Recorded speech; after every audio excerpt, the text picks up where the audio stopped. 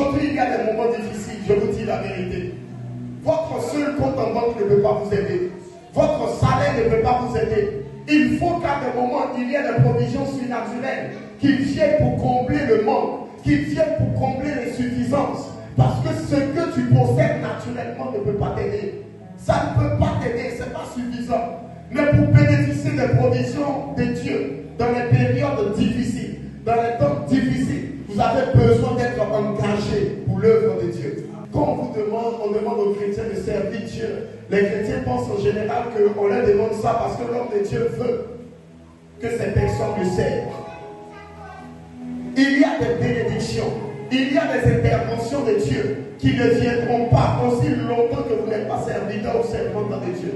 Aussi longtemps que vous ne vous engagez pas à servir les intérêts du royaume de Dieu. Dieu n'abandonne pas ses serviteurs. Et David a dit, j'ai été jeune, j'ai vieilli, je n'ai jamais vu le juste abandonné, ni sa postérité mendiant son pain. Dieu fera toujours en sorte qu'il ait toujours quelque chose à manger pour ceux qui le servent. Vous vous rappelez de David? Il était avec ses hommes et ils ont eu faim, il n'y avait pas de nourriture.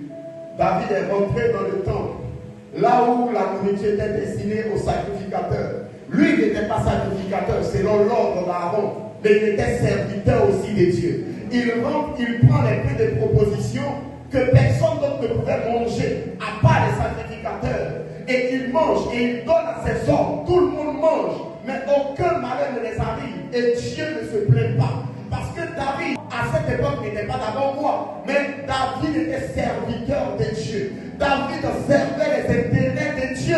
Tu as besoin de servir les intérêts de Dieu. On ne doit pas te supplier pour servir Dieu. Aujourd'hui, très peu de personnes veulent servir Dieu.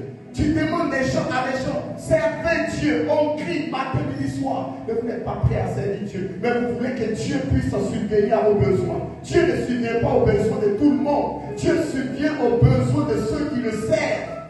Exode 23, verset 25.